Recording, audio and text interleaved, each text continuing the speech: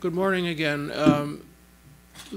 Our topic this morning is pollution, and we're going to organize the talk around the forthcoming report of the Global Commission on Pollution and Health. This is a Lancet Commission on Pollution and Health that is sponsored by the Lancet and supported by my institution, the Icahn School of Medicine at Mount Sinai, and GAHP, the Global Alliance for Health and Pollution, chaired by Richard Fuller and myself. I'm Philip Landrigan. I'm a pediatrician by training, worked in public health for many years, and now Dean for Global Health at Mount Sinai School of Medicine. And my research work has always focused on the impact of toxic chemicals on people's health, especially on the health of children. And so I gravitated into this neglected corner of public health, I think, of global health. I think most people in global health traditionally have worked on the infectious diseases, AIDS, malaria, TB, of course, huge problems, emerging infections, neglected tropical diseases. That's where most of the action, most of the research, most of the publications have been. And yes, there's been global interest in occupational medicine. Dan Rahorchuk in the room has done that kind of thing for a long time, and there have been people working here and there on global environmental issues. But until concern for climate change came along, the whole intersection between global health and environmental health had been sort of a neglected pocket. Now, with the huge and growing interest in climate change, most of you will have heard Richard Horton's amazing little talk upstairs this morning, the recognition of the emergence of planetary health as a new discipline. All of a sudden, there's a lot more ferment in this region. And pollution, in a sense, I think of as, on the one hand, it's a subset of planetary health. Planetary health is broader than pollution, but it certainly encompasses pollution. And climate change is also, as we'll get into in a few minutes, it's very closely linked to pollution is very closely linked to global climate change. They both arise from many of the same sources, especially air pollution. Combustion of fuels is the major source of both. So that's sort of the context in which we're working. This Global Commission on Pollution and Health was formed about 2 years ago. We announced the launch simultaneously in the summer of 2015 in Geneva and at an NIEHS meeting in Jakarta. We have about 50 commissioners, which includes a Nobel laureate who sadly passed away a couple of months ago, Kenneth Arrow, Nobel laureate in economics from Stanford, a former head of state, Carlos Salinas, the former president of Mexico, and the Princess of Thailand, plus a number of academics. This morning I'm joined by two colleagues, Professor Maureen Cropper from the University of Maryland, Chair of Economics at Maryland, who directed the economic component of this commission's effort, and Lisa Hasenkopf, formerly of the State Department, now running an NGO here in Washington, D.C. titled, I'm sorry, my bad,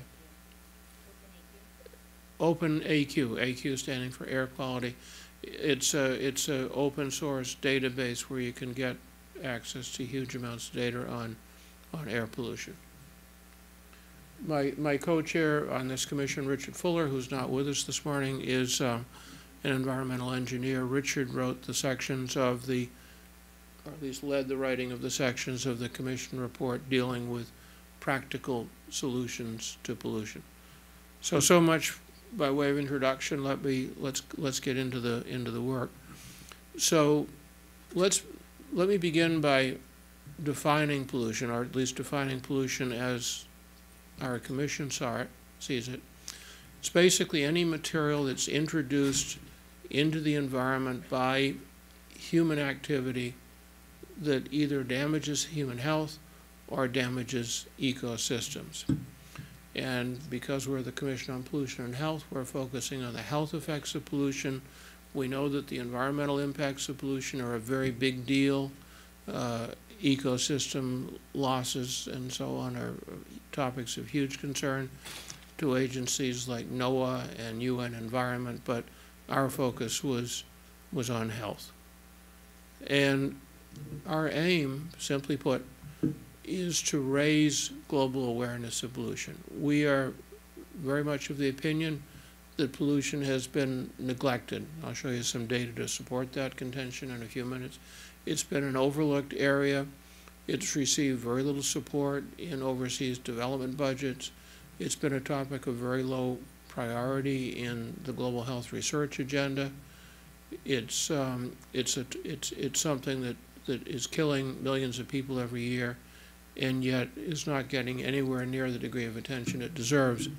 And so a major thrust of our commission is to elevate the attention given to pollution.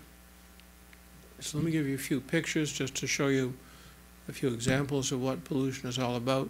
Here's indoor air pollution, or more properly termed these days, household air pollution, which now kills over 3 million people per year, mostly in the poorest places on the earth. And the major source is indoor cooking over open stoves, like you see here. Other sources are burning of fields in poor countries, burn the stubble to create fertilizer for next year's crop, making of charcoal in poor countries, which is then sold to people who use it in little stoves like this. Outdoor air pollution, or ambient air pollution, is a huge problem. And whereas indoor air pollution is slowly going down because the World Health Organization, the Clean Cook Stove Alliance, and other organizations are pushing to do something about the problem of clean cook stoves, ambient air pollution is going up.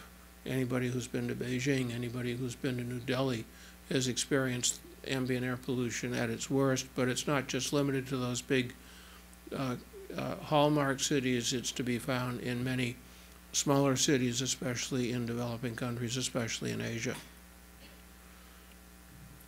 Hazardous waste, chemical waste, it's a whole soup of chemical pollutants and toxic pesticides that have been distributed around the world and continue to be distributed in enormous amounts. And the burning of e-waste in Ghana at one of these sites where e-waste is collected is the source of major population exposures that are still very poorly quantified in calculations of the global burden of disease. The reason they do this burning in these e-waste sites is that many of the cables, most of the cables contain copper.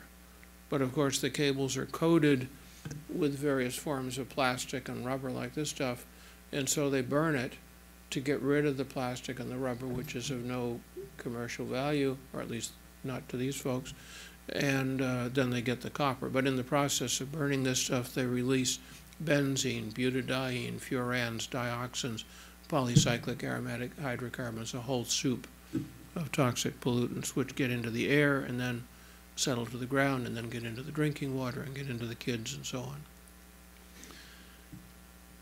The globalization of chemical production is a huge problem. Most of you will remember the story of Bhopal, India, now more than 30 years ago, where a factory that had basically been broken down and shipped to Bhopal, India from West Virginia by American Cyanamide Company. It was a pesticide production factory that was making a highly toxic pesticide called Sevin. Methyl isocyanate, which is a highly toxic, corrosive chemical, was an intermediary in the production of that pesticide. It was an exothermic reaction. The plant was poorly maintained, underinvested. Late one night when people were asleep, it exploded, and this gas, heavier than air gas, methyl isocyanate, rolled out across a densely populated shanty town next to the factory, and the result was the deaths of hundreds and the injury to thousands of people. And it's a parable for a whole series of human and ecological disasters that have followed the translocation of the chemical and the pesticide production industries into the third world. Asbestos is a continuing slow motion tragedy. I think a lot of people in the United States think of asbestos as yesterday's problem, but it's not. 2 million new tons of asbestos are produced every year. The biggest producer is Russia, Kazakhstan, Brazil, and a few smaller ones, Colombia, South America. Most all of this asbestos is used in poor countries. It's not used here, it's not used in Europe, but it's used in South Asia, it's used in sub-Saharan Africa, it's used in the poorer countries in South America. In India, consumption is increasing 10% per year. Most of it goes into two forms of construction. It goes into the building of concrete asbestos pipes, which are used to carry water to villages. We all like clean water, but there's better ways to get water to villages than asbestos pipes. And the other use of it is roofing materials.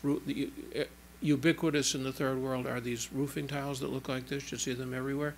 Well, very frequently, asbestos is used as the binder to hold the cement and other materials in a certain shape in those roofing tiles. And what happens is that there's asbestos exposure at several points. And first of all, in the manufacture of those tiles, which is usually a local industry. Then in the installation of the roofs, the carpenters who are cutting and sawing the tiles. And finally, in the communities, which means women, children, babies, as the tiles erode and the basically indestructible asbestos fibers get into the ground. The World Health Organization and the ILO have predicted 5 to 10 million deaths from asbestos cancers, cumulative, not per year, but cumulative, between now and 2030. Another pervasive source of pollution in low-income countries is mercury, elemental mercury, metallic mercury, associated with artisanal and small-scale gold mining. And what happens here is that mercury has this very curious property that it binds to gold in rock. So people take the rock that they believe contains gold, they crush it up with crude technologies like hammers, and then they pour in some mercury.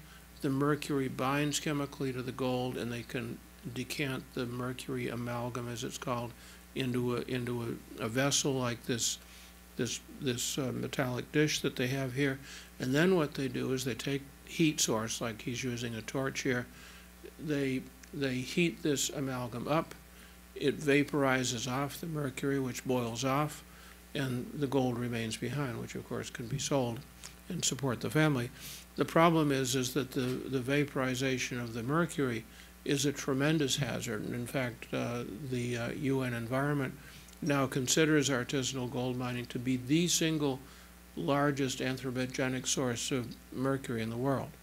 It's ahead of coal consumption, coal combustion. It's ahead of chlor-alkali chemical plants. It's the single largest source of mercury. And as you can imagine, doing the gold extraction under these circumstances causes a horrible form of indoor air pollution. The worker is exposed, if you look at him, probably a combination of malnutrition and mercury poisoning. He's really emaciated. The baby is exposed.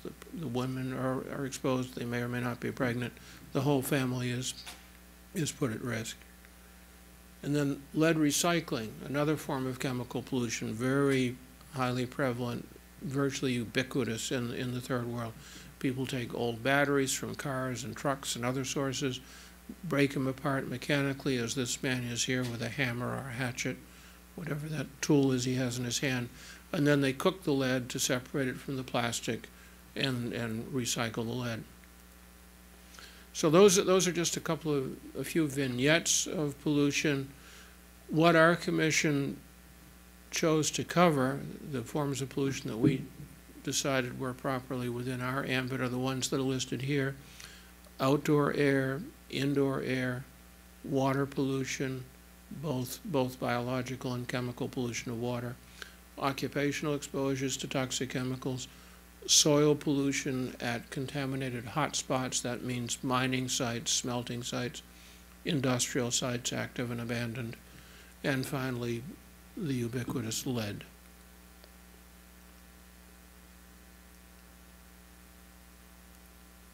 All right, so here's a bit more about the commission. I've already touched upon this. We had 52 commissioners, ministers of health, leading scientists.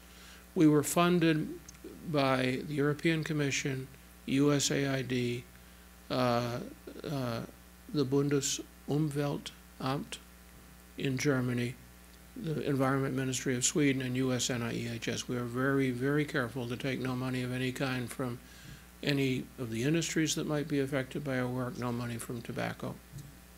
No disclosures. I should have had that slide. These are the main data sources that we used. Our principal data source, which was the foundation of the bulk of our analyses, are the global burden of disease studies that are now updated annually and published in The Lancet by the Institute for Health Metrics and Evaluation at the University of Seattle. Christopher Murray, who's the head of that organization, is a member of our commission.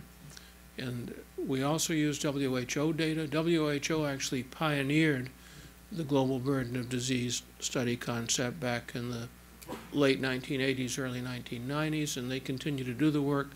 But IHME, some of the leadership of IHME actually split off from WHO a long while back. And IHME has actually got a much bigger shop of people and a lot more resources to put into this work, and they're able to do much more frequent updates than WHO can do. And then thirdly, we tapped into a data source that has not previously been included in any analyses of global burden of disease because the necessary data simply weren't available. We've used data collected by the NGO Pure Earth, which is an organization run by my co-chairman Richard Fuller, New York City based.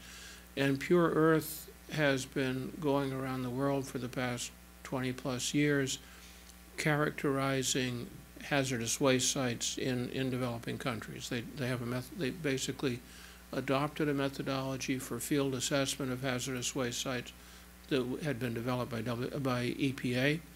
They train assessors in countries, often MPH students in the local School of Public Health, or medical students or postgraduate students, and these trained assessors then fan out in countries. They do a census of the hazardous waste sites. They determine the principal pollutant, the principal route of exposure. They use existing demographic data, census data and such, to determine the size of the exposed population. They prioritize these sites. Pure Earth, for a number of years now, has on their website has had a very interesting list, which I encourage you to visit at your leisure, called the world's 10 most polluted places. They list them, they name them, and they put them on the map as a strategy for attracting attention. And what Pure Earth then does is they use their preliminary data to leverage funds from sources like the World Bank, the Asian Development Bank, to clean these sites up. So by having Richard Fuller as co-chair of this commission, we got access to that entire database. And for the first time, our commission has been able to incorporate some information on toxic pollution at contaminated sites in our analyses. That's a real first for this work. The report's divided into four chapters. The first of the four is a chapter that I was responsible for myself, looking at the GBD using the 3 data sources that I just showed you. The second chapter, Professor Maureen Cropper took the lead on this, along with her colleague Alan Krupnick from Resources for the Future, and they looked at the economic impacts of pollution, and she'll tell you about that.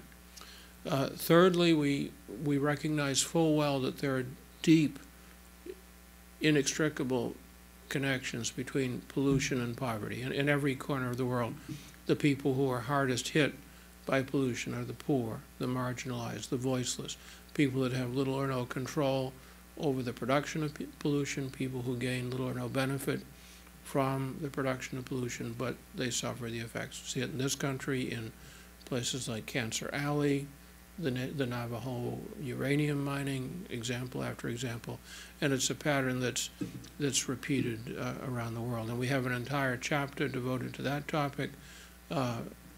Karti Sandila, who for many years was a high official with the Asian Development Bank, led the production of that chapter. And then finally, my colleague Richard Fuller led the writing of the last chapter on solutions and strategies. Our commission operated on the belief that it's not sufficient to simply tell the world that there's a big problem out there. We have to also show people that it's possible to do something about this problem. Certainly in our country, and we're not alone in this, United States and the high-income countries in general have done a really good job about controlling our pollution. Those of you who read the New England Journal of Medicine, I commend you a perspective piece that came out just a week or two ago by Jonathan Samet, Tom Burke from Jonathan Samet's at USC, Tom Burke from Hopkins, and Bernie Goldstein from the University of Pittsburgh, looked at trends in air pollution in this country going back to the 1970s, the passage of the Clean Air Act.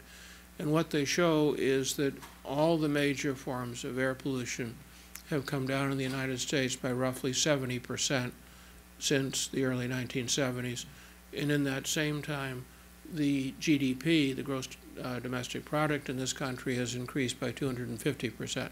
So it really is possible to separate economic growth from pollution. It's not necessary for countries to go through a phase of pollution on the way to prosperity.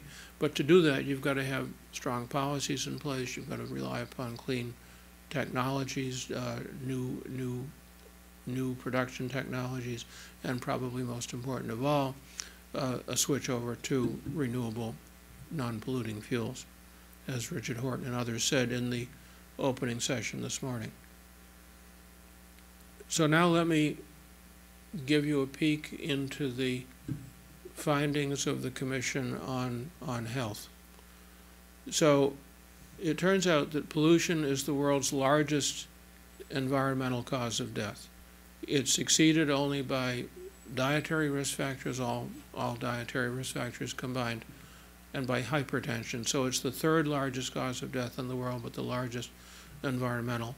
And let me give you a couple of other types, give you the information on a couple of other other major risk factors, so you can put the contribution of pollution into perspective. So there's Ebola, which you can, although it was a terrible tragedy in Liberia, Sierra Leone, and Guinea, it barely registers in terms of its impact on global mortality. Then comes war and murder, road accidents, malnutrition. Here's drug and alcohol abuse. Here's AIDS, malaria, and TB all put together. Now, of course, if we'd looked at this slide 10 years ago, AIDS, malaria, TB would have been twice that size. So the fact that AIDS, malaria, and TB currently account for in the neighborhood of 3 million deaths per year is an enormous triumph for global health. And I don't want to take anything away from that as I talk about pollution, but to continue, here's salt. Kills about 4 million people per year. Here's tobacco, 7 million a year. And then finally, here's pollution, air pollution, plus soil, plus water, plus chemicals, about 9 million per year. I also want to point out that the burden of disease caused by pollution is almost certainly undercounted. Roughly 2/3 of that, I'll show you the actual numbers in a minute, 2/3 of that roughly is air pollution in all its forms, household plus ambient. And then the remaining third is a mixture of soil, chemicals, lead, and so on. So I think we probably have a pretty good handle around the world on air pollution. The quantification is probably in the right ballpark, at least, and the same for water pollution. But when it comes to the various forms of chemical pollution, we're almost certainly undercounting. We have no clue yet, for example, how many people suffer chronic impairment of cognitive function because of exposure to organophosphate pesticides. We know roughly how many people get acute organophosphate poisoning and get sick or die, but nobody knows how many kids lose cognitive function, have their behavior disrupted by low-grade exposure to organophosphate pesticides or brominated flame retardants or PCBs. We know the chemicals are out there, but the measurement that would support any kind of calculation of the burden of disease is simply not in hand. I anticipate that the burden of disease that's estimated due to pollution will increase in future years. Deaths due to pollution are going up right now, especially deaths due to urban air pollution, ambient air pollution. And the big driver is the growth of cities, especially the uncontrolled, the poorly controlled growth of cities in Asia, Africa, and to a lesser extent in Latin America, increasing use of cars, trucks, and buses. 30 years ago, Beijing was a bicycle city. Today, you can't drive. Industrialization.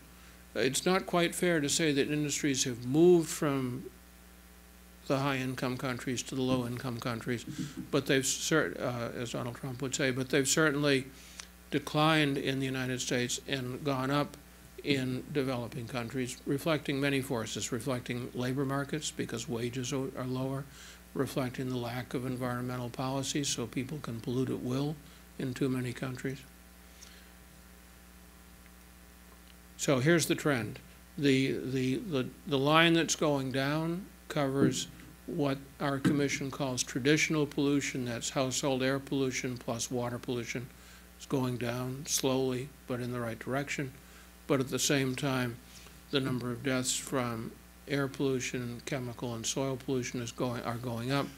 One projection that was published last year is that deaths from ambient air pollution will increase by 50% by 2050 in the absence of new aggressive intervention. So unless we act against pollution, just like climate change, it's going to get worse. And this crisscross pattern that you're seeing here has been referred to by one of our commissioners, Kirk Smith of UC Berkeley, as the environmental risk transition. Oops, sorry.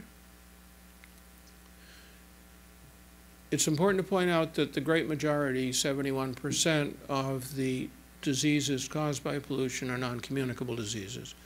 Heart disease, stroke, lung disease, lung cancer. When I was in medical school, I basically was taught that pollution caused pneumonia and dysentery. And the traditional forms of pollution, those are the main diseases that they cause. But modern day pollution causes NCDs. Curiously, pollution barely gets mentioned in the WHO strategy on prevention and control of non-communicable diseases, despite the fact that pollution is responsible for roughly a quarter of all NCDs around the world. It's a strange and inexplicable gap, and hopefully a gap that the report of our commission will do something to correct. So I mentioned this a second ago. This is the pessimistic future projection of air pollution, which projects that there'll be a rise of 50% in air pollution deaths between now and 2050, absent aggressive intervention. And a more optimistic report suggests that aggressive control measures could push current levels of death due to ambient air pollution down by a quarter, but obviously requires urgent attention. I want to take a moment to say something about the links between climate change and pollution, especially because Jonathan Patz is in the room. If I were to not mention this, he would assail me. He probably still will. But it's important to point out that fuel combustion accounts for 85% of air pollution, and it's also a major source of the greenhouse gases, the CO2, the short-lived climate pollutants that are the big drivers of global climate change. And of the fuel combustion,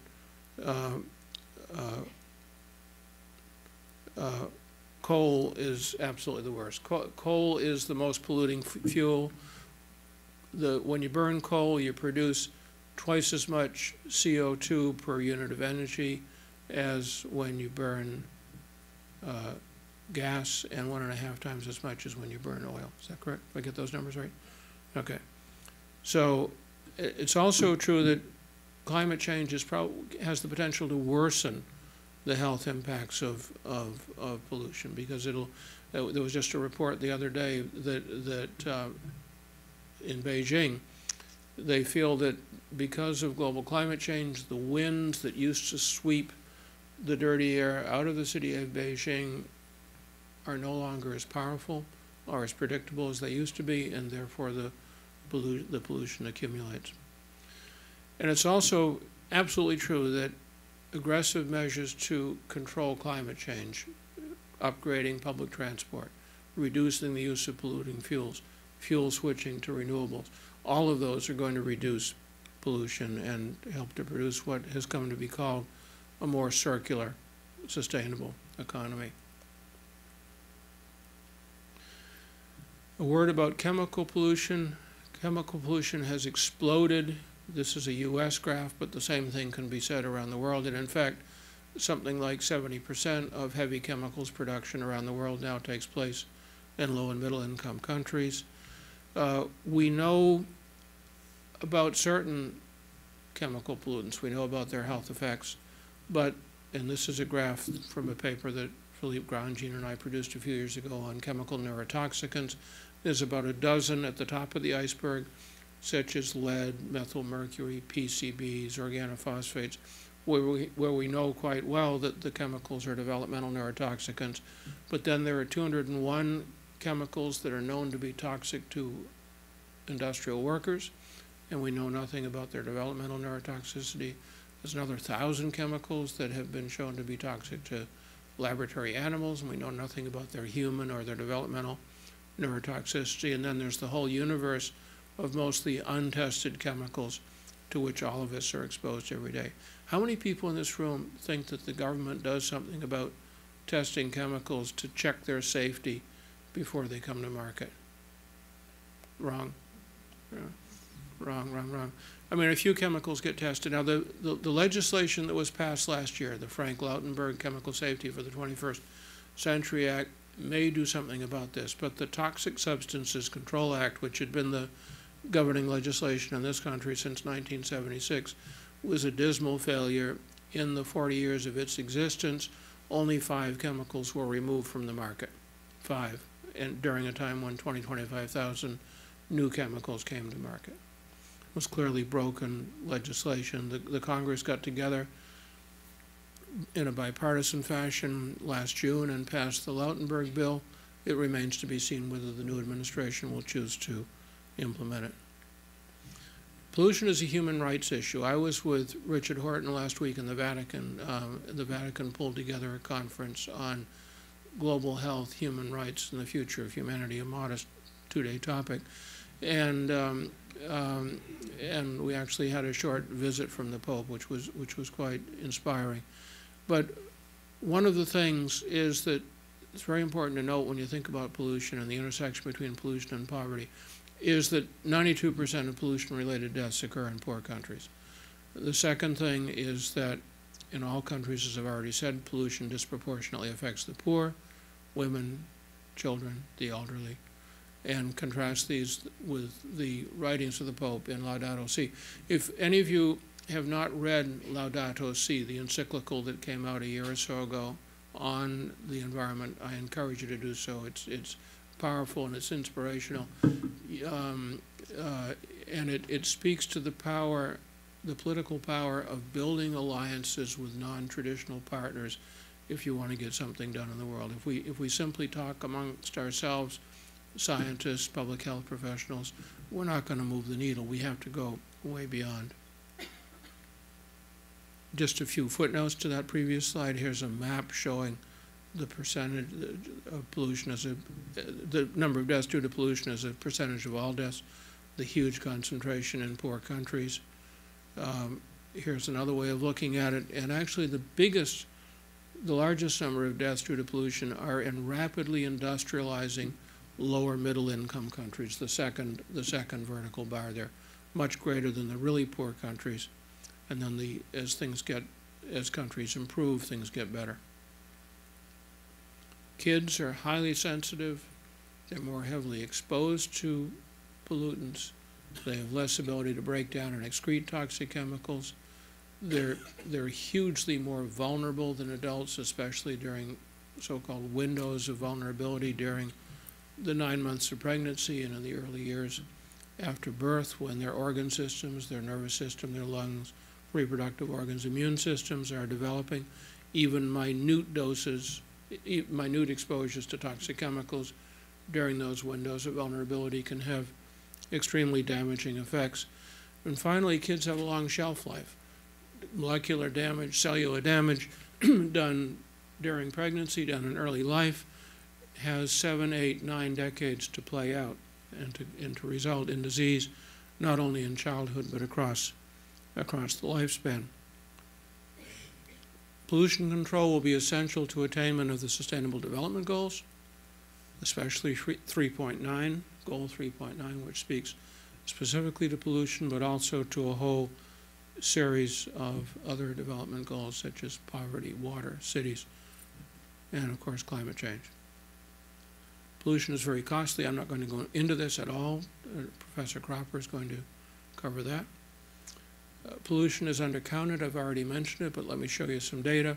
This is a recap of that previous slide looking at pollution deaths compared to deaths from AIDS, malaria, and TB. And here is the funding, which is pretty much totally reversed. I want to make it very clear. I don't want to take a nickel away from AIDS, HIV, or TB funding. Those are huge global public health crises who need every dollar that they can get. But there's something profoundly wrong with a situation in which the world's largest environmental cause of death is getting less than 5% of the overseas development dollar. So I'm not going to go into it in detail because I have to leave something for the version of the Commission report that Richard Horton is going to publish sometime in the next few months. But I want to give you a heads up that the Commission is going to make a series of recommendations. We're going to make recommendations to the international community about paying more attention to pollution and putting more money into it. We're going to make recommendations to heads of government. Cities are very important here. We talk about heads of government, and I think most people think about presidents and prime ministers, and of course you should. But mayors are also very, very important. An awful lot of very effective pollution control has taken place at the level of cities. Industries have a role to play. Think of, for example, green industry, solar, wind power. We have to think of ways to engage with the industry and reward the people that do good work. Many years ago, I was involved in a report from the National Academy of Sciences that found that children were much more sensitive to pesticides in diets than adults.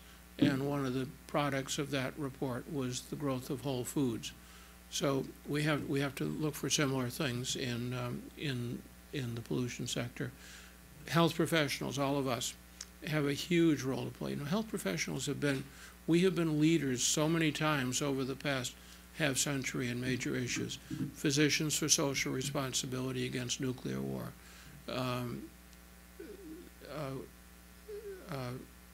There was another example I had in mind, which I forget. Sorry, I was on a 16-hour flight yesterday, and here we have to. The health professions have to take the lead. We have to increase the sustainability of our own hospitals and clinics, which throw away so much material.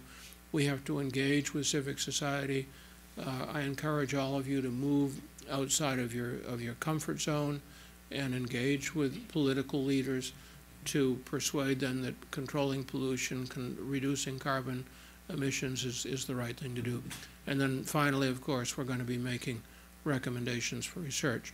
So I'm going to hand it over now to Professor Cropper, and then she in turn will hand it over to Dr. Hasenkopf, and we'll hold the questions, if you don't mind, till the end. Soon. So I'm going to continue Phil's presentation by talking about the Commission's estimates of the economic impacts of pollution. So the goal of the Commission is to value the mortality and morbidity associated with pollution. And we want to do this in a bottom-up way. We want to do this for each category of pollutant, so household air pollution versus unsafe water. We want to do it country by country. And what the estimates are based on are the estimates of mortality and morbidity from the 2015 Global Burden of Disease. Now, it happens to be the case that in the global burden of disease, if you look at the DALYs associated with pollution, about 97% of them are life years lost. So basically what is being estimated here is mortality. Only 3% of the DALYs are years associated with disability. So for better or for worse, because we're using these data, the focus of the Commission is on valuing mortality. So indeed, we're underestimating the health burden in economic terms of pollution. So this slide shows you some of the numbers that Phil was referring to. These are numbers from the 2015 and 2013 global burden of disease studies. So you have at the top what Phil referred to as the traditional pollution problems: unsafe water source, unsafe sanitation, household air pollution from burning solid fuels, and those add up to well over 4 million deaths. In terms of modern pollution sources, the only ones on the slide actually are air pollution, outdoor air pollution from particulate matter and also from ozone. Because the Commission's report hasn't come out yet, I'm going to focus on looking at the economic costs associated with the 2013 GBD. So those are the figures you're going to see today, and you can look at the PowerPoint, which will be posted after the conference. One thing that should be pointed out here, if you look at, I don't know if the pointer works, but when you look at ambient particulate matter pollution, the estimates in the 2013 GBD are much lower than in 2015. The estimate goes up by 45%. The reason for that is actually the use of different concentration response functions between the two sets of studies. So the numbers I'm going to show you today are actually going to be larger in the Commission report because of that. As Phil also said, if you look at the breakdown by World Bank income group, so low income is incomes less than $1,000 a year, low middle between $1,000 and $4,000, upper middle between $4,000 and $12,500. The bulk of the traditional problems are occurring in low and low middle income countries. These are percentage of deaths by country group from the 2015 GBD. And the more surprising thing perhaps is that for modern pollution problems, you have the bulk of deaths occurring in low middle and upper middle income countries. And you may see, well, there are more people living there. There are 5 billion people in those countries in low middle and upper middle, but you're going to see on a subsequent slide that death rates are also estimated to be higher in those countries. So this is what we're trying to value, or really these deaths. So what we've tried to do, this is really our main focus, is to measure what people are both willing and able to pay to reduce their risk of dying. Why are we looking at this concept? If you think about people who are exposed to modern pollution problems, to air pollution from power plants, from factories, from motor vehicles, ultimately the cost of reducing that pollution is going to be borne primarily by the people who are breathing that pollution. And so it really is an issue. I mean, this is a resource allocation issue, and you've got to look, frankly, at what people ultimately are willing to pay to reduce these health risks to themselves. When you look at traditional pollution problems, you can think of foreign aid playing a role, or you can think of governments subsidizing poorer people in the form of cleaner stoves or LPG stoves, or in the form of home drinking water disinfection kits. But even there, you want to capture people's preferences because there are going to be trade-offs in how you spend foreign aid between reducing pollution and, for example, improving education. So how do we do this? In high-income countries and in some low, middle, and actually even low-income countries, there are studies that try to estimate exactly what people will pay for small changes in their risk of death. The actual trade-off studies are ones often in labor markets. You're looking at what workers, holding other factors constant, are paid for working in riskier jobs. You also have studies where people are asked, would you pay a certain amount for a product or a device that would actually reduce your risk of dying? The way that economists and actually health professionals, because in the in Global Health 2035, in that Lancet Commission study, this concept is used, is in terms of what's called the value per statistical life. So you're looking at the sum, the value of statistical life is the sum of what people would be willing and able to pay for small risk reductions that together would add up to one life saved. This concept is used in evaluating pollution control programs in the United States, in most OECD countries, in countries such as Malaysia and Peru. In the official OECD value of the value of a statistical life is $3.7 million in current dollars, which would imply that somebody would be willing to pay $370 to reduce their risk of dying over the same period of time, so $370 over the next year to reduce their risk of dying over that year by 1 in 10,000. Now, we want to do this valuation bottom up for all countries. There aren't studies in all countries, and so what we do is to transfer, based on per capita gross national income, the value of a statistical life from the OECD, the $3.7 million, to other countries. What studies exist suggest that really as you go to poorer countries where people are spending 30–40% of their incomes on food, your ability to pay for risk reductions and the percentage of your income that you'd be willing to give up for those would actually fall. And that's supported by studies that have been done. So what we do here, if you look at that $3.7 million, it's actually about 100 times per capita GNI in OECD countries, averaged across the OECD. We use a transfer procedure that actually assumes or results in a lower ratio of the value of a statistical life to per capita income in poorer countries. And actually the dollar value associated with this in low-income countries is about $33,500. Okay, so we take this estimate and we're going to do two things with it. We're going to calculate what the slide calls welfare damages, which we compute as deaths, for example, due to household air pollution in a country, times what we've estimated the value of a statistical life to be in that country. And I'm going to show you those results by different pollution categories and also by World Bank Income Group. When we add up those numbers across the pollution categories on the slide, we get a value that comes out to be about 5.6% of world output in 2013, over $4 trillion. Slightly higher again, it will be in 2015.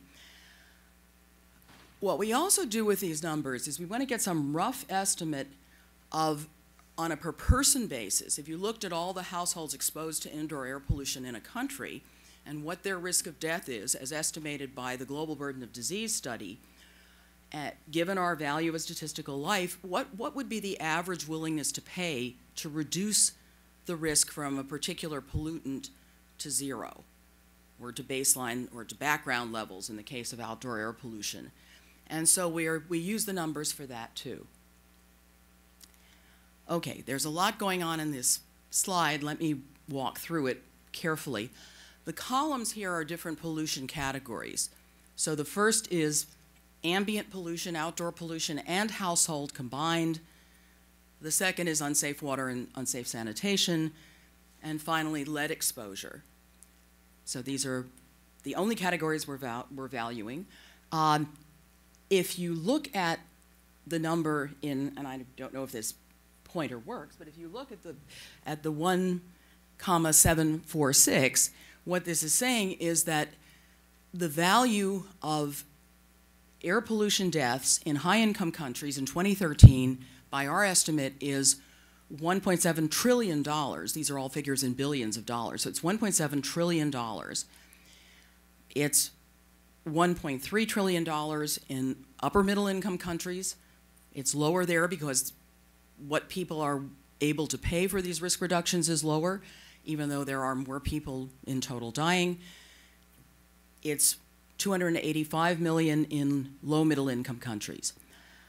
But if you look at the numbers in parentheses, which are these values as a percentage of gross national or gross domestic product, they're much higher in developing countries. So as a percentage of gross domestic product for air pollution, it's, it's 7.4% for upper middle income countries, 5.9% or 5.5%, pardon me, for low middle, 4.2% for low income countries. So the point is, and if you look at each of these columns, it is indeed the case that the percentage damage, or damage as a percentage of gross domestic product, is higher for each pollution category in developing countries than it is in high-income countries. And finally, the last column is adding together the damages from all three broad categories of pollution. And so in upper middle income countries, these come to over 9% of GDP. In low middle income countries, almost 8%, 7.5% in low income countries. And for the world as a whole, over 5% of world output. This is showing you a finer breakdown of the pollution categories. And the interpretation here, let's start with the numbers that are in parentheses. The numbers in parentheses represent the risk of death per 10,000 people from that pollutant for the group of countries that you're looking at. So what the slide is saying is that the risk of death from outdoor air pollution compared to a background level that would be very, very low is indeed approximately 4 per 10,000 people in high-income countries. It's higher in upper middle income countries, which I said at the beginning of the talk, and it's even slightly higher in lower middle income countries than it is in high middle income countries. This is for 2013.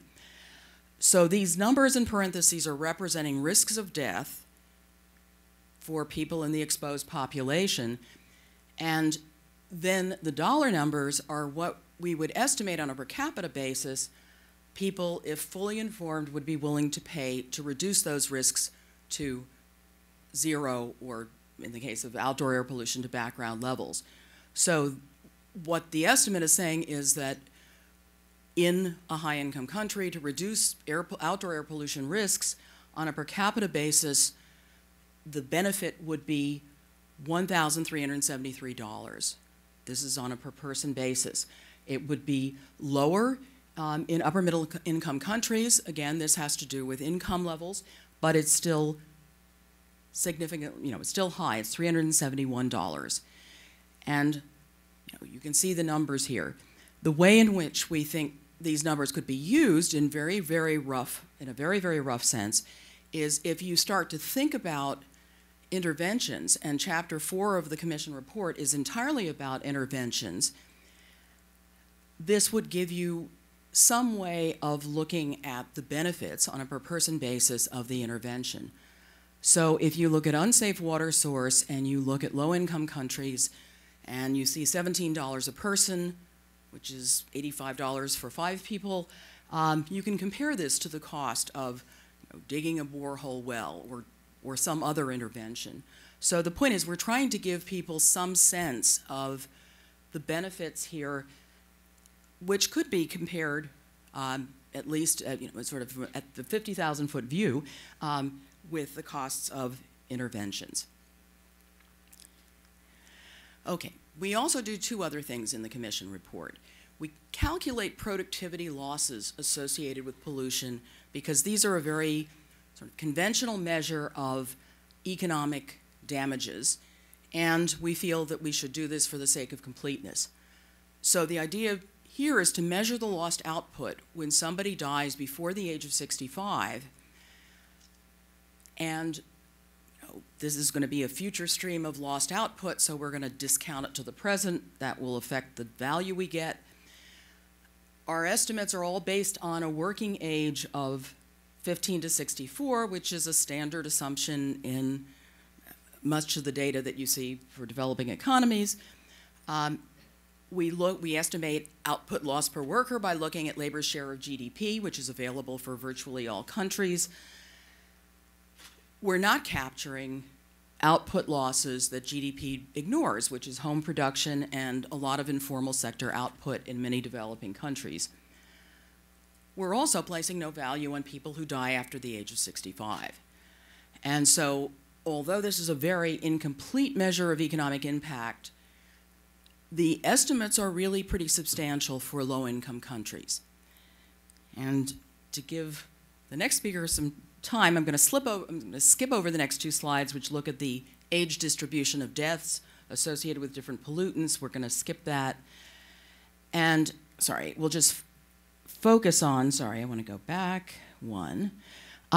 Let's just focus on the very last column of this slide. This is looking at productivity losses as a percentage of GDP by pollutant and income group. The total is the percentage of GDP lost due to lost productivity for all of the categories of pollution on the slide. And if you go to the low income row, the row that's the second from the bottom, this is, in the neighborhood of 1% of GDP. These are percentages, so 0.99 is almost 1%. When you use lower discount rates, you get the numbers in parentheses. But the point is that these are significant. Certainly to an economist, a loss of 1% of GDP is a lot of, it's a significant loss. So the point is that in low-income countries, in spite of all the limitations of these calculations, we still get numbers that are significant. We attempt to look at the impact of pollution on health expenditures. This is actually quite difficult for a couple of reasons. First of all, you need to have expenditure by disease.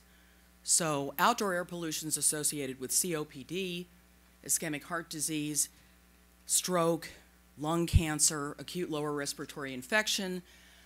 You need to know for each country what's being spent on these each of those diseases, and then figure out the proportion of those diseases that's associated with, attributable to outdoor air pollution. And although the GBD gives you estimates of the second quantity, expenditures by disease are not available widely for many countries. So based on OECD numbers, we estimate that for 2013, approximately, almost 2% of health expenditures were associated with air pollution in high-income countries. This is our only estimate that's associated with morbidity costs in any way. And Sri Lanka, the only country for which we could get comparable data, the percent happens to be much higher, over 7%. Ooh, sorry, I didn't mean to, I don't know what happened there. I'm going to turn the podium over in just a second, but the economic impacts of pollution in 2013, which actually are much larger in 2015, you can read that in the Commission report.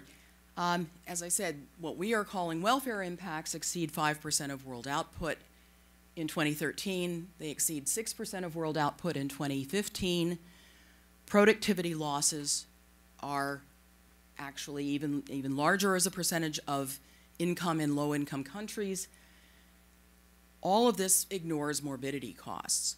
And in studies that have been done by the World Bank for individual countries, where it's been possible to actually measure impacts on morbidity, the morbidity damages as a percentage of mortality damages go anywhere from 25 to 75%. So when Phil said we have undercounted costs here, we have definitely undercounted them, and we've also ignored many of the forms of pollution that Phil mentioned that simply are not captured in the GBD. So I'll stop there.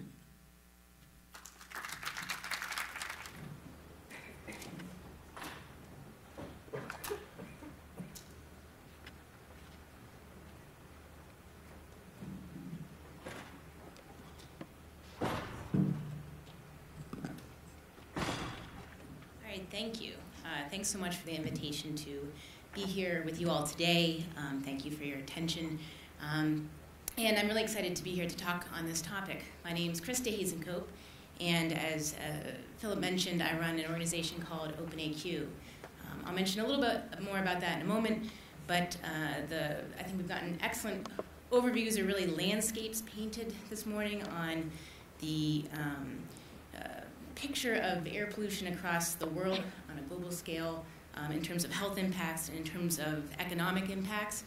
And so what then do you do with that information to galvanize communities to truly change the quality of air where they're at? And so I'll attempt to answer that. Of course, I don't have a perfect answer, but I can share what we're doing with our community and sort of lessons learned that we have found. So what's my perspective? Where am I coming from on this problem?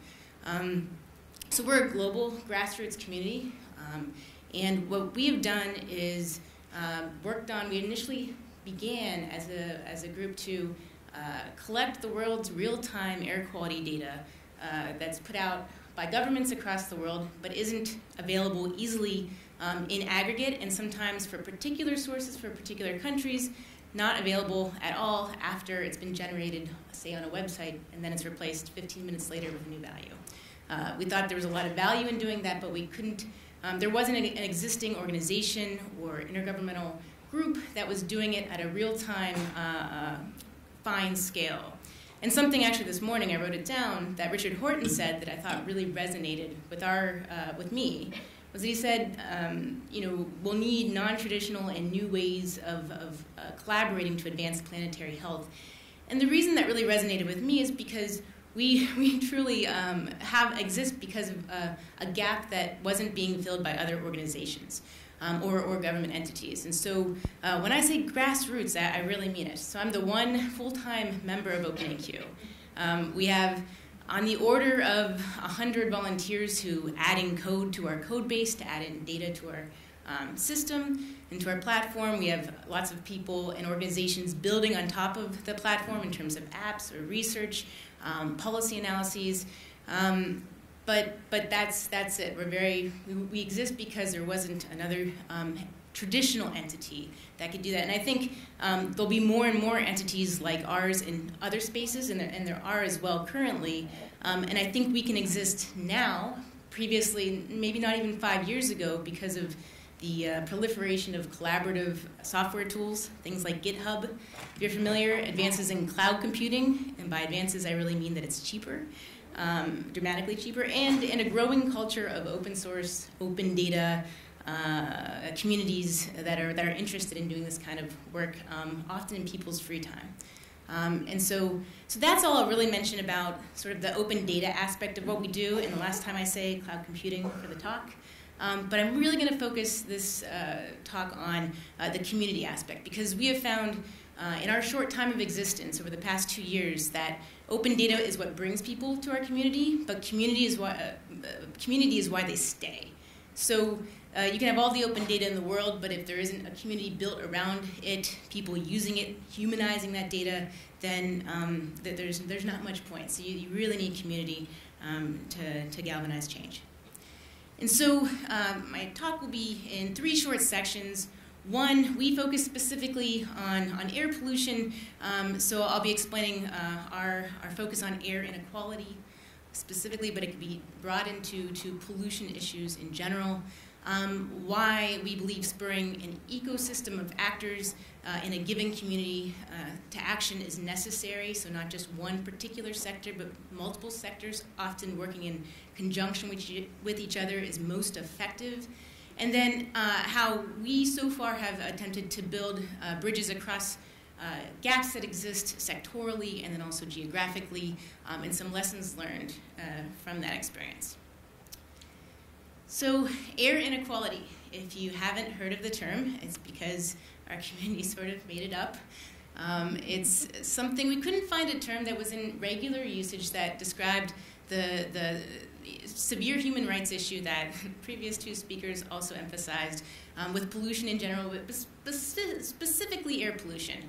The WHO, IHME come up with similar stats that roughly 1 out of 8 people in the world die from indoor and outdoor air pollution combined. And so to capture that specific issue, that human rights issue of air pollution, we have the term air inequality, simply the unequal access to clean air to breathe across the world.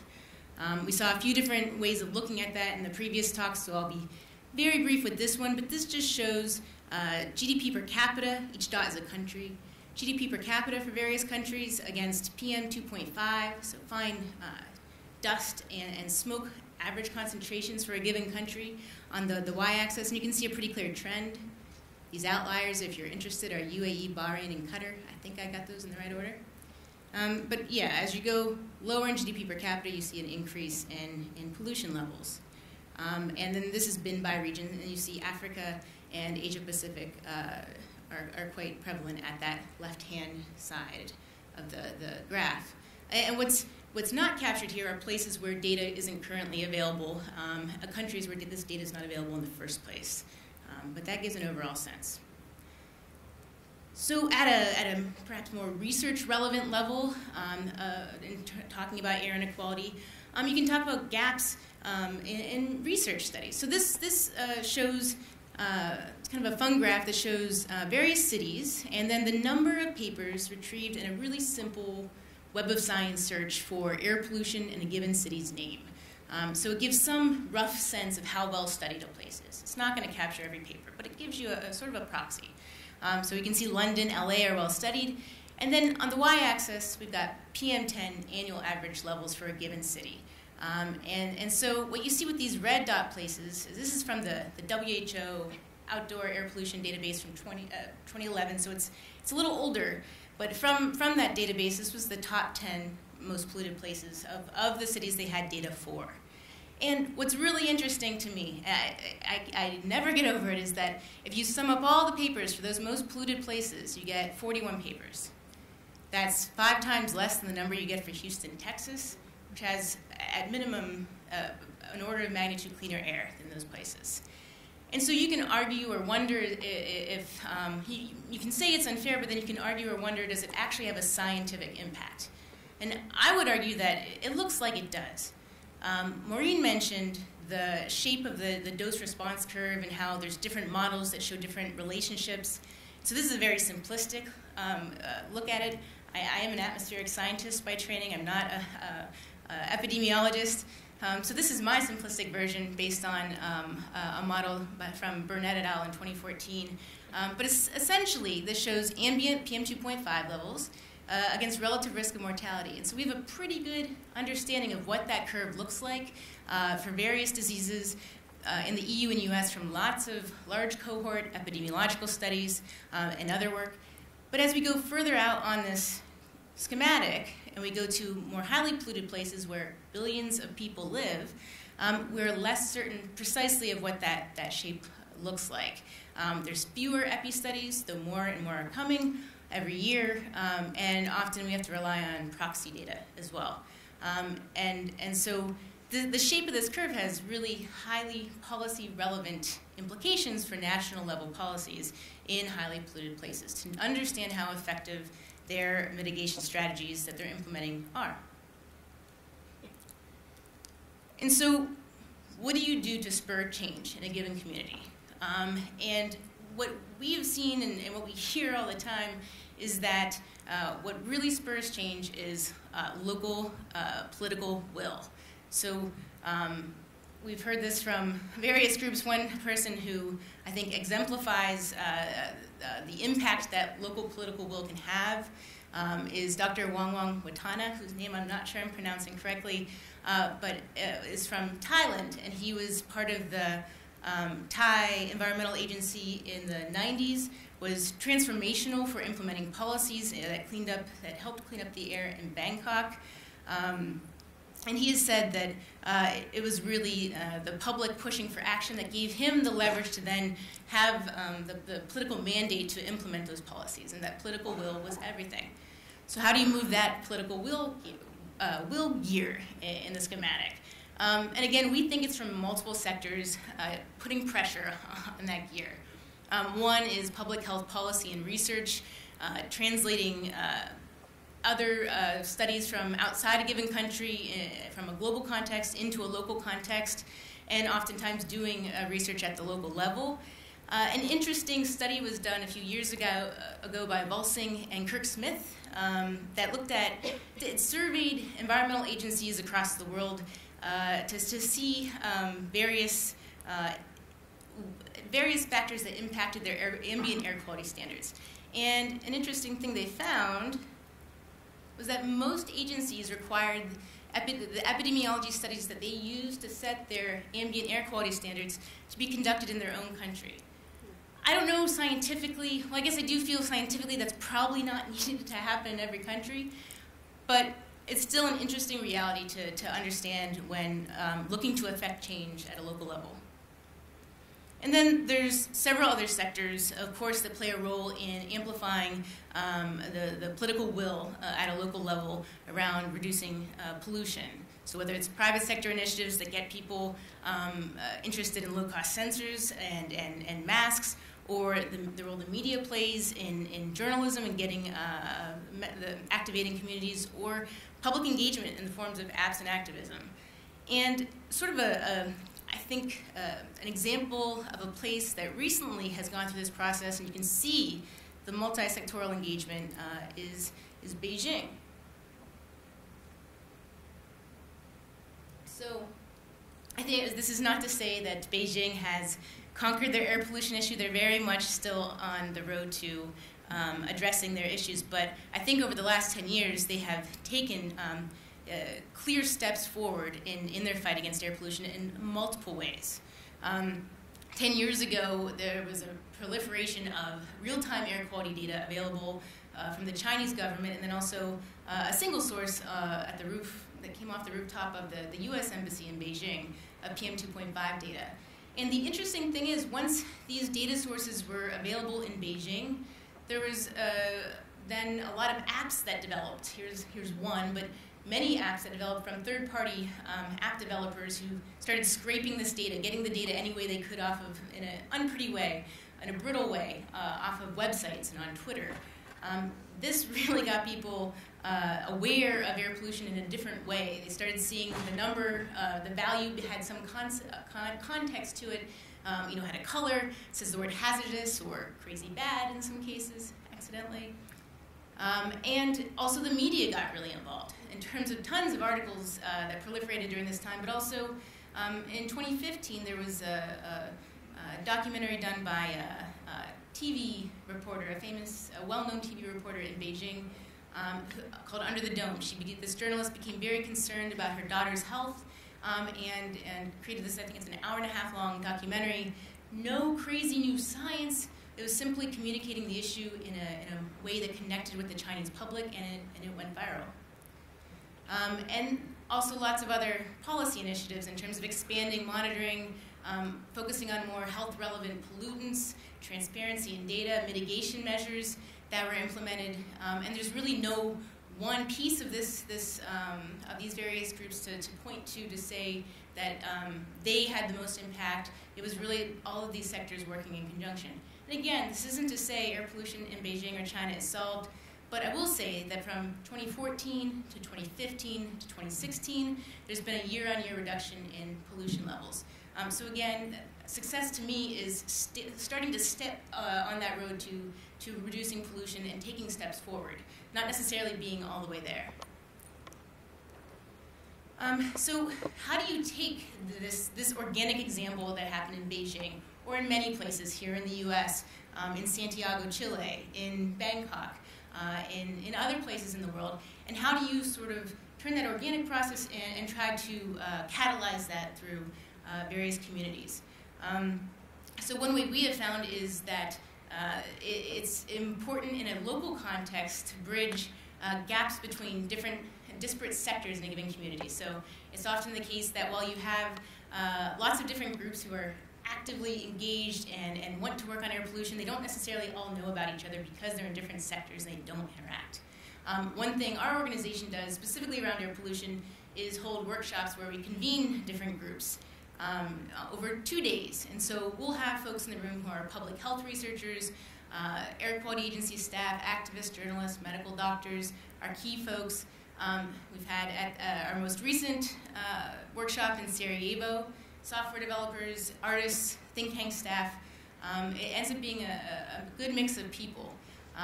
So this past February in Sarajevo, which experiences quite severe air pollution in the wintertime because of its geography, we had a very interesting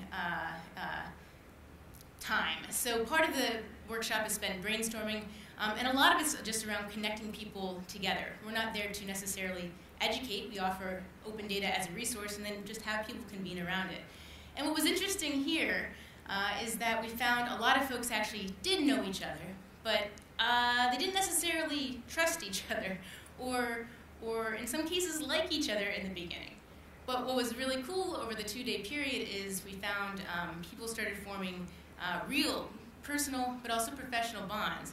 And it might sound somewhat personal or anecdotal to mention that, but at the local level, that really matters. People trusting each other across different sectors really matters to give them the power to form a coalition together and work together.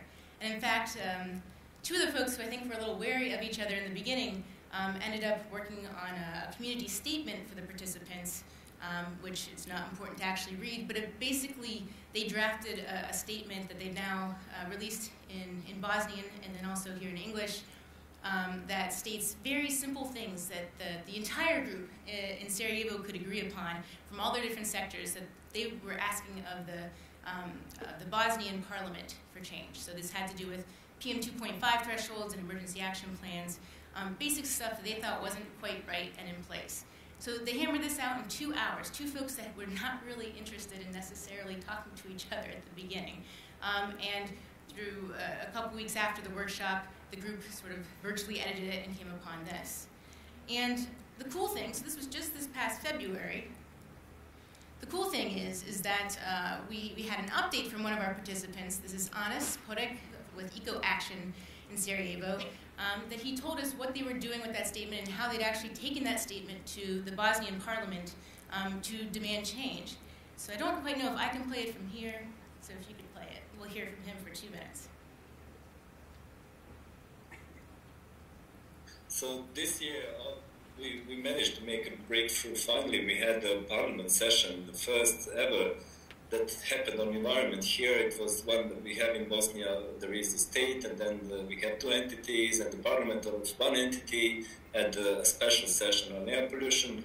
They made some, well, quite good policy recommendations that we managed to influence because, again, there is a lack of knowledge, and those MPs who initiated the session asked us what should be recommended as policy recommendations. So we managed to push through some of the things that we agreed on open EQ conference that we had here. So hopefully we'll have finally PM emergency thresholds on the entity levels defined that we didn't have. We'll have our law on the environment protection. We'll have a new law with hopefully some better punishment policies than we had before, and some other small improvements. So it's going forward, but again, it's once when you have the society decisive that they want to fix the problem can be fixed. But I think the really cool thing here is not just the sort of again, the road that they're on in terms of success. They're not there yet, but they're pushing through these initiatives, getting exposure to on what they want as a coalition to the Bosnian parliament. But the other thing then is connecting their success in their example to a global community. So often air pollution is very locally felt, and so efforts can be disparate at the local level, and connecting them can really save people a lot of time from reinventing the wheel, and it can inspire people. So one thing that we've done just a couple weeks ago was had Anas present here to our virtual community. So the bobbing heads you see are other speakers who are presenting, and then we did this on Google Hangout and then put it onto YouTube Live so people around the world could watch if they liked, and also ask questions. And so it's really important that these successes aren't done in isolation, but then shared with a larger community. So, in summary, what we have found for our lessons learned is that there's a lot of value in investing in convening locally across disparate sectors.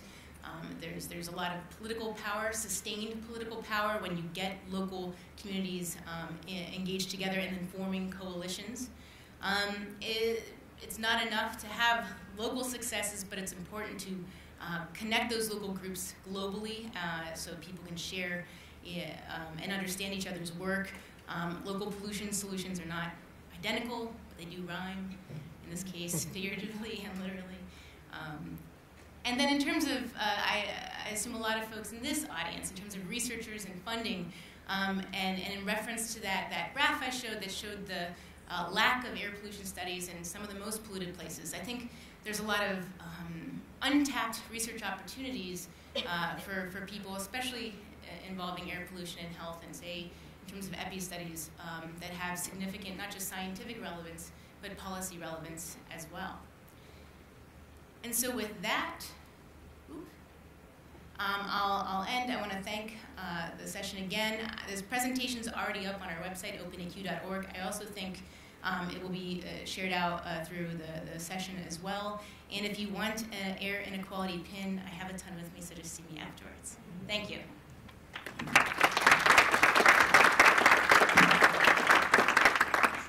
we still, thanks to Krista's nice condensed presentation, we have about 5 or 7 minutes before lunch. But if people want to leave, of course, you can do so, as always. But we do have a few minutes, and we can take questions from Mike here. Thank you. David Warburton from Children's Hospital Los Angeles. And it's great to see Krista because we have a mutual interest in work in Mongolia. So I have a question about the global health impact, and then a question for the economist. So the global health impact statements do not seem to take much account of pregnancy as a health issue, and in fact it's huge. In Mongolia, the annual pollution makes you infertile. You lose your baby in the first. You likely lose your baby in the first trimester, and if you are in pollution in the first trimester, the baby's head will be small, and if you're in the last trimester, the legs will be short. So there are very major issues. Now, in terms of the economic impact, I think that the impact on pregnancy is a big missed part of the calculation. Because in Mongolia, there's more than 1,000 kids that don't show up to be born. And each one of those kids is worth 1,000 times the GDP, which is 4,000, times 65. Because it's not just workers that are counted in the GDP. So that's a very big number. And when you tell that to the government, to the Ministry of Health and the Ministry of Environment, they kind of go white, thinking about the amount of money that they're not getting. So the carrot is always better than the stick. And that's shown also in UB by the traffic situation, where they took traffic tax off the importation of Priuses. And of course, being UB, the steering wheel can be on the left or the right, so that's kind of interesting. But now everybody drives a Prius, so they don't have a traffic pollution problem anymore. So it's carrot rather than... How quick was that turnover? Oh, about 3 years. Yeah. Carrot versus stick. Anyway, just some thoughts. I'd be interested to hear your thoughts on the economic issue. Should we answer one at a time? Everybody has come up. I think probably, okay. So, I mean, the problem, as I said, is that we were taking the data from the global burden of disease, which doesn't, unfortunately, include impacts on pregnant women and so forth. I mean, when children die in our study, we do take that into account, but in terms of any form of disability, we do have case studies described in the commission report. So we do look at the impact of lead on IQ, we look at what studies are available. But I'm sorry, obviously these are important economic impacts. I think that where you might find some analysis, where you might find some analysis indeed would be in individual country studies that the World Bank has tried to do. I don't know if they've looked at that outcome, but they certainly have done studies in UB. No, I think that you could do calculations that would look at how should we say it, foregone earnings that would be approximately right. Yeah. Hi there. My name is Liza Halcomb. I'm a medical toxicologist and emergency medicine physician at Washington University in St. Louis. I'm interested in Bhopal because I organized the relief mission from Washington to Haiti after the 2010 earthquake. In full disclosure, I have just recently started working for Monsanto, and we are fully committed to environmentally, we're protecting the environment, even though we have a very maligned reputation. My question is, how do you balance the need for controlling diseases like malaria and two-thirds of the world's population live in places where insect-borne diseases are endemic, and 3,000 kids die a day from malaria, so that's over 1 million kids. How do you balance that need with banning pesticides? I'm not sure. I'm just curious. Does that cause indoor pollution? Yeah, and indoor pollution is there. A lot of it's affected that many mosquitoes. Pesticides have their place. I think they're grossly overused. A good example is provided by our experience in New York City, where I live on West Nile. The first year that West Nile came and arrived unexpectedly on an airplane and landed in Queens, which is where JFK Airport is located. And with great glee, Rudy Giuliani rode on the helicopters that sprayed New York City with pesticides. They probably killed a few mosquitoes, but they exposed thousands of people unnecessarily to pesticides. It was highly inefficient and basically stupid. And what came along since that time was we learned that there was a whole series of integrated approaches that we could use. Integrated pest management, of course, is not one single thing. It's a philosophy that puts off the use of chemical pesticides only to the last resort. And in the case of West Nile virus, the way IPM played out was, number one, we organized brigades of people to get rid of standing water where the mosquitoes would breed. I was still in the Navy Reserve at that time, and I was a weekend warrior at Fort Schuyler in the Bronx, which is the Navy base. And we had Navy guys and Marines going through the Bronx, tipping over cans of water. It was great fun.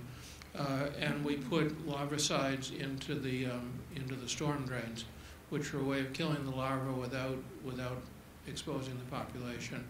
And the amount of spraying that had to be done in subsequent years was 0 to nil. Likewise, in developing countries, global spraying with DDT is a disaster, and it's completely unnecessary. A little bit of targeted application is okay. Since you're with Monsanto, I think an unresolved question is what to do about glyphosate. Glyphosate use has increased 250-fold in the United States over the last approximately 25, 30 years. It's increasing globally as the use of GMO crops goes up. Glyphosate has been declared a probable human carcinogen by the International Agency for Research on Cancer. Monsanto denies that finding. It'll be fought out. The truth will come out. But the question is, what's the human health impacts around the world of that particular chemical? Just one of thousands of chemicals, I don't know. I think the bottom line is that chemicals are a big part of the pollution problem.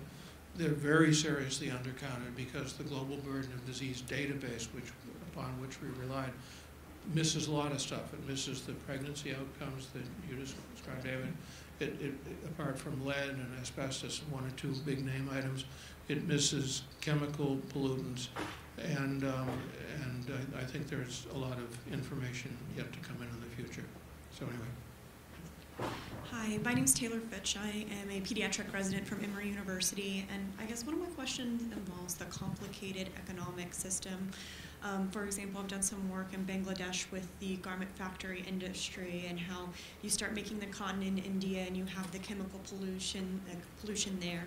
And then you have the garment factory workers working long hours to produce very cheap clothing for us to then import, but they rely on that income. So how do you really address an industry that relies on these pollutant-producing industries while still addressing the problem that the pollution is causing worse health outcomes? Well, this is obviously a tough problem in terms of countries themselves imposing what I would call tougher health and safety standards. these are things, and my other the other speakers can talk about this. They are things that oftentimes don't come until you have more development, quite frankly.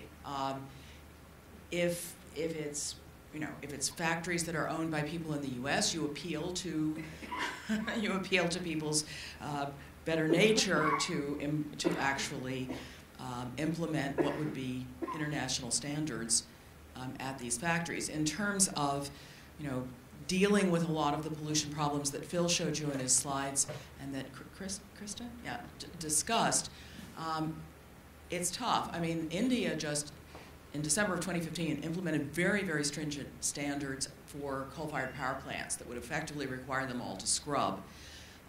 Probably, well, it hasn't been enforced, and whether it will is another question. I would say in the case of the factories that one's best hope would be that if these are foreign-owned, that international practices would be followed. Hi, my name is Jody Tuck, and I'm a nurse and professor at McGill University. I came to this session today because I knew very little about these issues, so forgive my ignorance and my question. Perhaps it's evident to others in the room. From our panel this morning, I was impressed by the number of buoys that are there in a sort of coordinated effort to monitor what's happening with our oceans. But from your presentation, it seems like a very microscopic organization in terms of global coordination, in terms of air quality. So I was wondering if you could maybe speak to what's sort of happening globally around the coordination and monitoring of air quality compared to that of oceans. And thanks. Yeah, sure. It's a great question. So there are definitely organizations that are organizing air quality data at a national and city level, like the WHO and their annual outdoor air pollution database for PM2.5 and PM10. And there's plenty of other organizations that look at. We can get global looks of air quality data through satellites, but there is a gap in terms of real-time access to air quality data. That's from ground monitoring that can also have uses past its life. Even so, many governments that make their data available for the public often do so on a website, so something that's human readable but not necessarily computer readable, and so that data has less of a lifetime. Maybe it's there for an hour and then it gets updated, and so it gets lost for, say, historical access, that ground monitoring data. And there doesn't seem to be a huge push at the moment for gathering that data. One thing I didn't mention is that when we see that dose response curve and how well we know that at the lower levels, if you look at the most cited EPI papers on air pollution and health, the large cohort studies, 7 out of 10 of them relied on open data from their government. Open air quality data from their government. So to us, it seems like a huge gap that you could fill by making this government-level ground monitoring, not the most exciting data in the world, available for people to do those exciting things on top of it. But I think there's a lot of sensitivities. No government's going to gather other governments' data and do so openly and then share it. It's not really their purview. International organizations, it can be difficult to coordinate in real time to get that data. But right now, it is very feasible and in some ways easier for a grassroots group to do it just by using available resources in terms of cloud computing, making that data open. So. More questions? Okay. So I'd like to thank our speakers, Maureen, Krista, for coming in on a beautiful Saturday. Thanks to all of you for getting into this cave on a spring morning. And happy to continue the conversation. Thanks very much. Enjoy the rest of it.